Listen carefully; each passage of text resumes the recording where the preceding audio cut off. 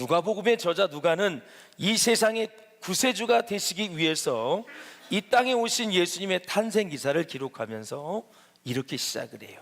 같이 한번 읽어보시겠습니다. 시작. 그때에 가이사 아구스도가 영을 내려 천하로 다 호적하라 하였으니 이 호적은 구레뇨가 수리아 총독이 되었을 때에 처음 한 것이라. 모든 사람이 호적하러 각각 고향으로 돌아가매. 아멘. 자, 예수님이 태어나실 그 당시에 보면은 세상의 왕은 누구였냐면 바로 로마의 아구스토라라는 거죠. 그래서 이제 이 아구스토가 이제 로마의 황제였는데 로마 최초의 황제입니다. 예. 최초의 황제. 그래서 호적을 하라. 이유가 뭘까요? 예. 호적을 해서 인두세를 받아내려고 하는 거죠. 인두세. 사람 한 명당. 그리고 이제 유대인들은 성전세가 있어요. 한 명당 또 성전세를 내고, 그 다음에 로마는 자기들이 다 지배를 했기 때문에 세금을 거둬들여야 되기 때문에 다 한 사람씩 인두세를 내야 돼요. 그래서 호적을 다 하라라는 거죠.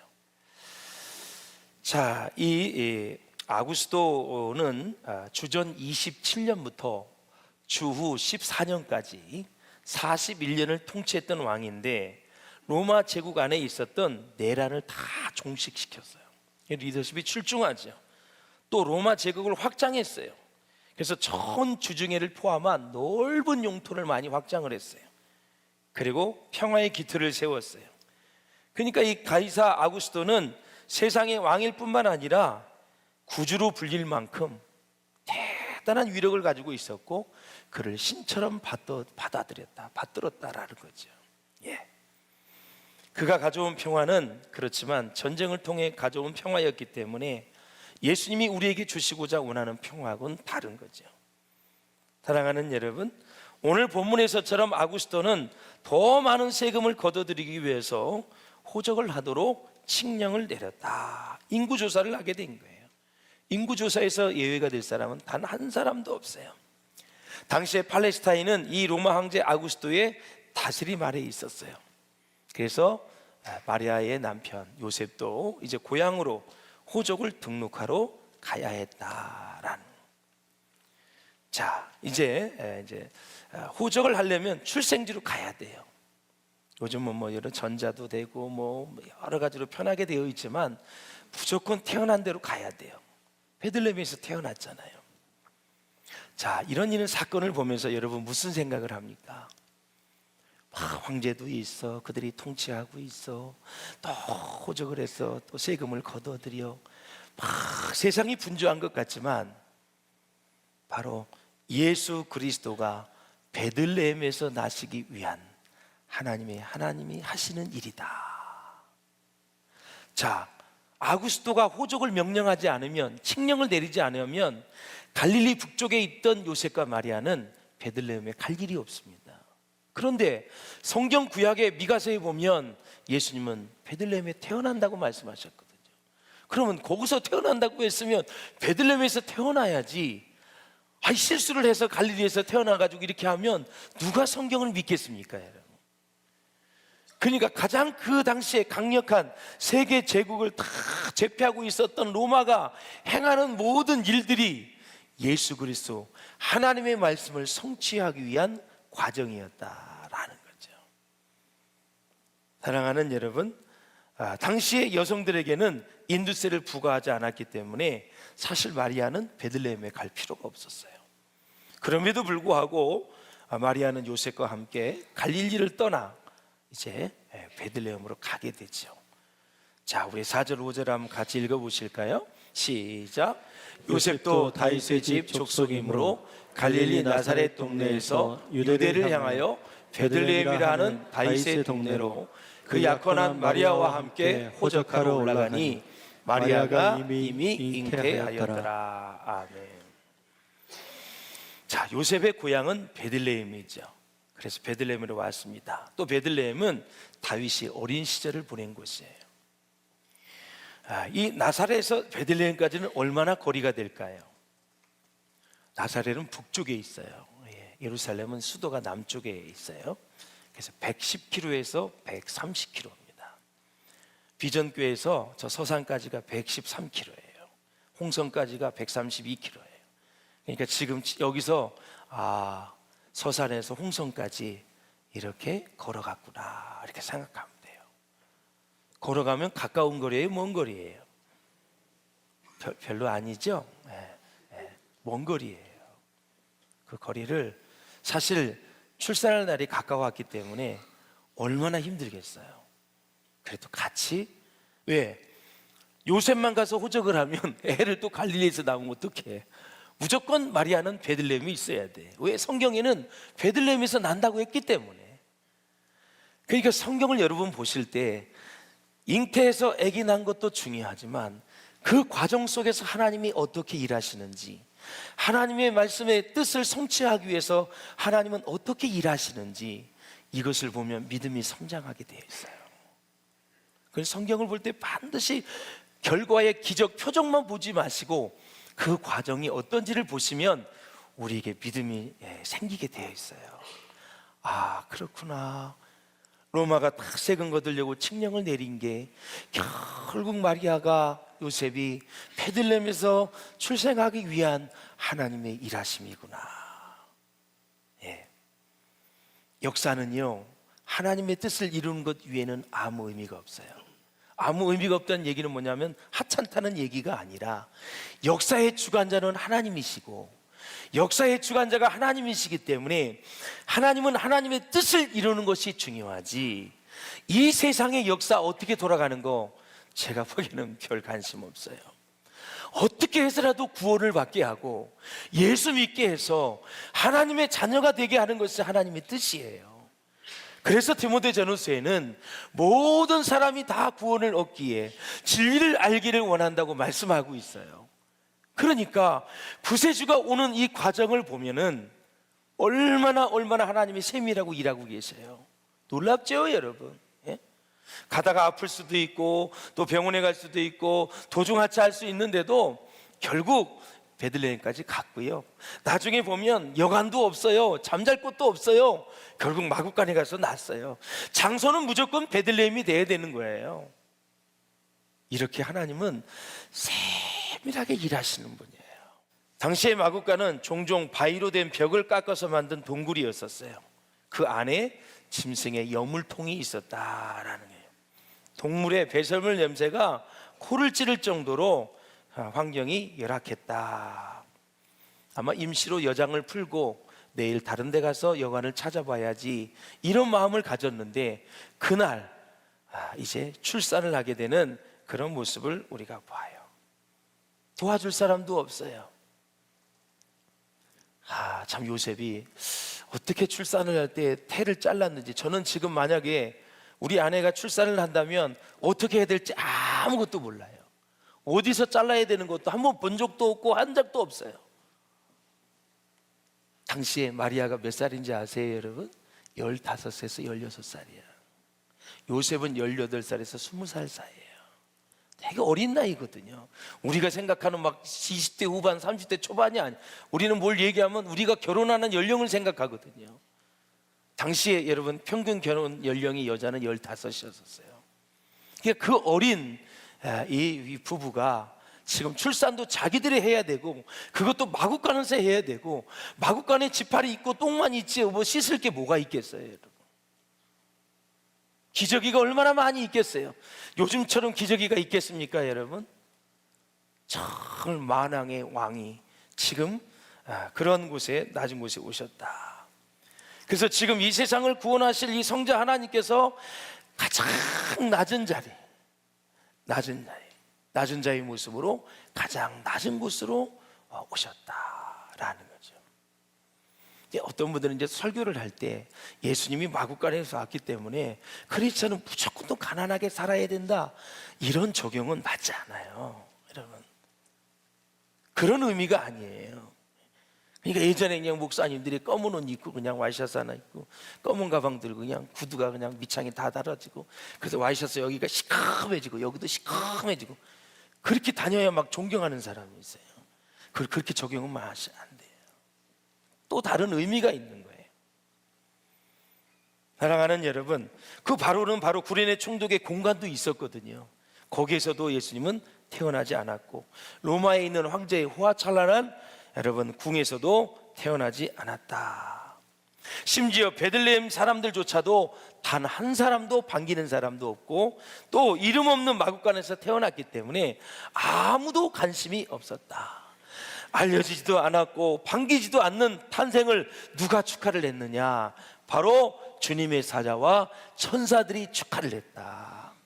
쉽게 해서 이 세상에 진정한 구주가 탄생했음에도 불구하고 세상의 왕궁과 베들레헴에서는 아주 조용했지만, 하늘의 왕궁에서는 분주히 움직이며 아기 예수의 탄생을 축하한다라는 사실이에요. 서두에 제가 조선시대에 왕자가 태어날 때의 모든 상황을 말씀을 드렸어요. 이 땅에서는 단 한 사람도 아기 예수의 탄생을 축하하지 않았어요. 그러나 하늘의 왕국에서는 천군 천사는 셀 수가 없는 숫자입니다. 그 많은 천군 천사가 바로 왕의 탄생을 축하한다라는 건데요. 그런데 이 소식을 누가 들었느냐? 바로 목자들이 들었다라는 천사의 기쁜 소식을. 제 목자를 잠깐 말씀을 드릴게요. 이 목자들이 베들레헴 근처에서 한 10km 떨어진 데서 하고 있었는데, 10km면 여기서 한 모현 정도 거리가 되지요. 떨어져 있었는데 거기서 많은 양들을 기르잖아요.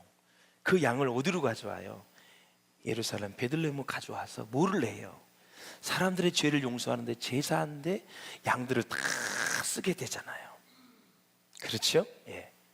그래서 이 목자들이 참 수고가 많은데, 제가 이제 드리고 싶은 말씀은, 왜 천군 천사가 목자들에게 나타나서 말씀을 해주셨을까? 이 목자들은 당시에 그런 기쁜 소식을 받을 만한 사실 사회적 환경과 여건은 아니었던 것 같아요. 제가 목자들이 어떤 상황인지 잠깐 한번 설명을 드릴게요. 요아킴 에레미야스가 설명하는 목자의 생활을 보면은, 이 목자들은요, 이것저것 이제 옮겨 다녀야 되잖아요. 비가 오지 않는 여름 동안에는 이 목초가 말라버린 메마른 땅으로부터 이제 집으로 멀리 떠나서 목초가 있는 데서 가요. 그래서 이제 거기서 한 4월부터 11월 동안 머물러서 이제 목동의 역할을 잘 감당하고 다시 이제 집으로 돌아오죠. 그래서 이 주인에게 고용된 이 목자들이 참 이 목양을 하는데 힘들었어요. 자, 그런데 그럼에도 불구하고 이스라엘의 영웅들 중에는 목동 출신이 참 많아요. 아브라함, 이삭, 야곱, 다윗, 이런 사람들이 다 목동 출신이에요. 근데 목동이 얼마나 형편이 없는 사람들이었냐면, 사회적으로 인정을 받지 못했다. 랍비 문헌에 보니까 대부분의 목자들이 첫째, 정직하지 못했다라는 거예요. 둘째, 손버릇이 아주 나빴다 그랬죠. 남의 것을 보면 가만히 않고 손버릇이 좋지 않아서 도둑질을 했고, 그들은 자신들의 양들을 다른 사람들의 지역으로 옮겨서 그곳에서 목양을 하는 동안 그곳의 농산물을 또 많이 훔쳤다 그래요. 또한 여러 달 동안 양 주인의 감시로부터 벗어나 있기 때문에 종종 양들이 낳은 새끼들을 주인 몰래 훔쳐 팔거나 잡아먹었다 그래요. 그래서 고발을 당하기도 했습니다. 결과적으로 이 경건한 사람들은 목자들이 훔쳤을 것으로 축축되는 양털이나 우유나 치즈나 이 새끼 양들을 사지 않았다라는 거죠. 목동들이 팔으면 그 정도로 여러분 인식이 좋지 않았던 사람들입니다. 더구나야 사회적으로는요, 재판 업무 같은 공정한 일들을 맡지도 못했고 재판장에서 증인으로 쓸 수도 없었다라는 거예요. 짐승 취급을 받았던 사람들이 바로 목동이었었다라는 거죠. 이렇게 멸시받던 목자들에게 천사가 나타났습니다. 천사가 그러면서 하늘의 가장 기쁜 소식을 그들에게 전해주는 것을 우리가 볼 수 있다라는 거죠. 왜 하나님은 천사들을 통해서 이렇게 사회적으로 인정받지 못한 이 목동들에게 가장 먼저 이 세상에서 가장 기쁜 소식을 그들에게 전해 주었을까요, 여러분? 이거는 아무도 몰라요.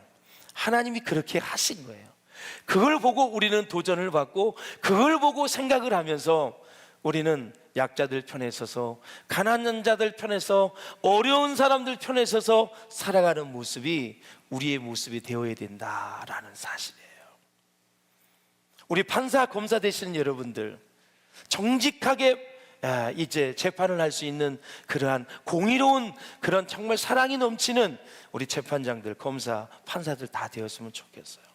변호사도 마찬가지고요, 경찰도 마찬가지고요, 검사들도 마찬가지예요.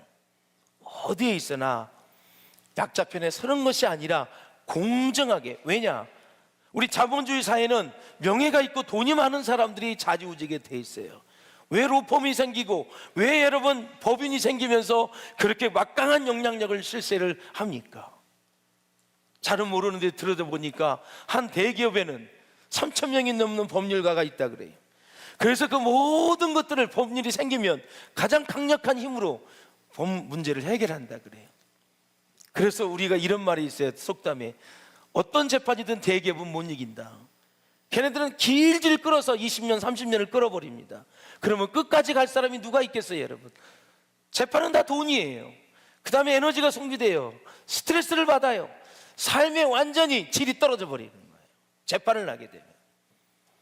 그래서 우리는 비단 공정한 재판뿐만이 아니라 모든 삶의 영역 속에서 어렵고 가난하고 힘든 자들을 챙길 수 있는 그런 마음의 자세를 가지고 사는 것이 크리스찬의 아름다운 모습이다라는 거죠.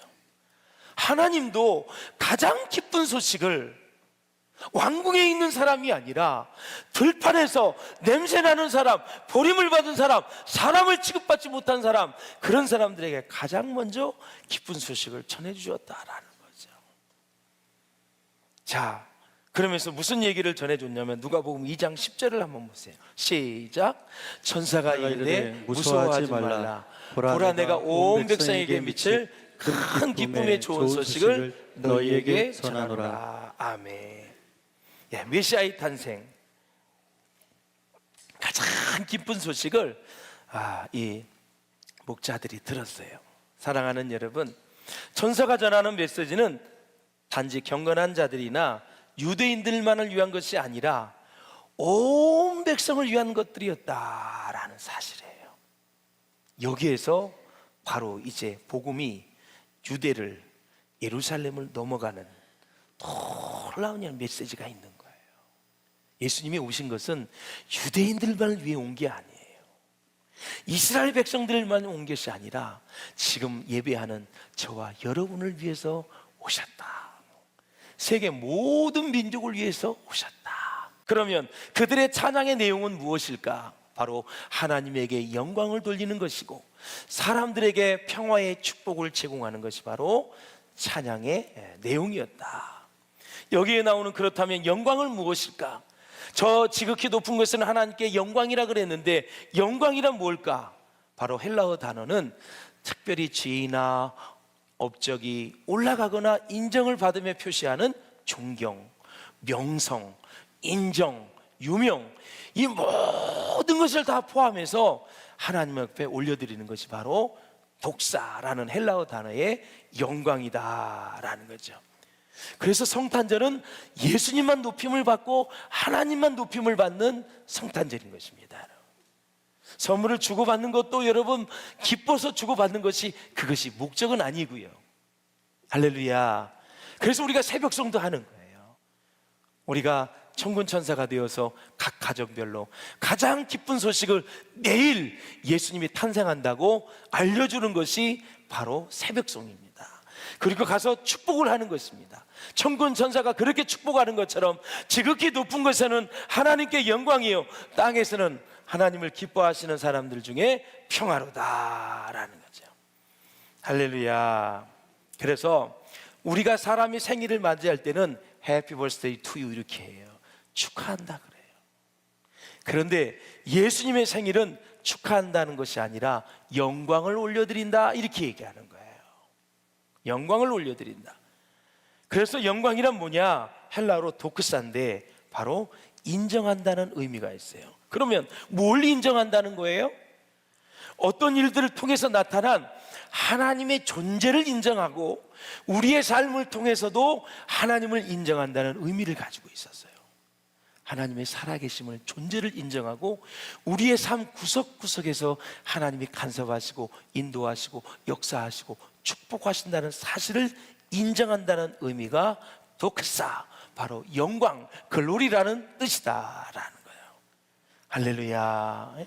그러니 슬픈 일이 있던, 괴로운 일이 있던, 좋은 일이 있던 우리 삶의 모든 곳에 주님이 존재하기 때문에 주님이 도와주시고 주님이 역사하시고 주님이 역사해 주시고 우리를 승리의 길로 인도해 주시기 때문에 하나님께 영광을 돌리며 그저 힘들어도 감사합니다, 하나님 고맙습니다 하면서 고백을 하는 거 아닙니까 여러분? 그렇다면 마지막으로 우리 하나님은요, 각 사람 안에 하나의 빈 공간, 하나님만이 채울 수 있는 공간을 우리에게 만들어 주셨어요. 전도서 한번 보세요. 시작. 하나님이 모든 것을 지으시되 때를 따라 아름답게 하셨고 또 사람들에게는 영혼을 사모하는 마음을 주셨느니라 그랬어요. 영혼을 사모하게 하는 공간을 우리의 마음에 넣으셨다라는 거예요. 이게 무엇로 채우는 게 중요하냐, 이게 무엇로 채우느냐, 세 가지를 말씀드리고 마칠게요. 자, 인간은 세 가지 방법으로 영광의 공간을 채우는 경향이 있는데, 첫째, 어떤 때는 이 영광이 우리 자신에게 주어집니다. 자신들로 채우는 거예요. 일로 채우고 야망으로 채우고 성공으로 채우고 다 채워요. 프랑스 왕 루이 14세 잘 아시지요? 이 사람은 본인의 영광을 위한 일이 아니면 절대 아무것도 행하지 않았다 그래요. 영국의 헨리 8세를 아시지요? 이 사람은 형의 미망인과의 결혼을 위시해서 6명이나 되는 왕비를 얻었다 그래요. 자신의 영광을 채우기 위해서 그의 결혼식은 멈출 줄을 몰랐다 그래요. 그래서 역사적으로 보면 권력이나 명성, 부를 누리는 자들이 자기 영광으로 하나님의 영광의 공간을 채웠다. 전부 다 비참한 인생을 살았고 그 사람은 하나님의 사랑을 받지 못했죠. 두 번째, 유명인들로부터 빌려오는 영광으로 채웁니다. 유명한 가수, 스포츠인, 그 다음에 탤런트, 이런 사람들을 꽉 빠져가지고 그런 사람들을 좋아하면서 채우는 거예요. 그런 사람들하고 사진 한번 찍는 것이 평생의 소원이에요. 그러면서 하나님의 영광으로 채워야 될 공간을 그런 거를 채우는 거예요. 그 사람은 콘서트가 있으면 저 해남의 회사에도 가고 제주도 회사에서 가고 해외를 가서도 하고, 그 축구 선수가 저 유럽에 가서 하면 유럽까지 따라가는 사람들, 이런 사람들은 하나님의 영광으로 채워야 될 공간을 유명인들로 채우는, 유명인이 우상이 된 사람들입니다. 절대 하나님이 기뻐하지 않는 거예요. 인생은 이 두 가지 케이스에서 다 사는 거예요. 세 번째, 우리가 지향해야 될 게 나와요. 우리는 우리의 칭찬, 인정, 감사를 하나님께로 돌릴 수 있어야 되는데, 바로 그런 사람들이 우리의 이 공간을, 영광의 공간을 채운다라는 거죠. 바로 천사들의 합창이 바로 그런 도크사, 영광이었는데, 여러분, 오거스틴이 뭐라고 그랬는지 읽어보고 마치겠습니다. 시작. 오 하나님, 당신은 당신 자신을 위해 우리를 만드셨나이다. 그래서 우리의 마음은 당신 안에서 쉼을 가질 때까지는 결코 쉼이 없나이다. 아멘. 여기서 하나님은 당신 자신을 위해서 우리를 만들었기 때문에 우리 마음의 한 공간에 영광을 받을 공간을 만들었다 얘기했잖아요. 여기서 쉼은 얘기는 우리 인생 모든 걸 얘기하는 거예요. 진정 하나님 안에서만 안식을 누릴 수 있고, 그 안식을 누리는 가운데 하나님을 생각하며 우리의 삶 전체를 주님 앞에 올려드릴 때 우리는 진정한 쉼과 안식에 있으며 저 영원한 하늘나라와 연결이 된다, 그 뜻이에요 여러분. 그러니까 우리의 영광의 공간을 다른 것으로 채우면 안 돼요. 돈을 많이 벌었으니까 너무너무 좋아, 차를 샀으니까, 집을 지었으니까, 아니 뭐 이런 물건을 샀으니까, 냉장고를 샀으니까, 이런 것들을 채우면 안 돼요. 이건 필요한 것들이지 우리의 영광을 그런 것들로 채우면 안 되는 거예요. 다 하나님을 인정하는, 존재를 인정하고 그분이 하시는 일들, 특히 구원, 할렐루야, 십자가의 죽으심, 우리를 위해서 다시 부활하신 그 놀라운 사건, 영원부터 영원전까지 우리를 사랑했던 그 사랑의 마음, 이런 것들을 생각하면서 내게 베풀어 주셨던 주님의 은혜를 생각하면서 감사의 고백을 올릴 때 우리의 그 영광의 빈 공간이 채워진다. 여러분의 그 영광의 공간이 하나님으로 가득 채워질 수 있기를 주님의 이름으로 축원을 드립니다.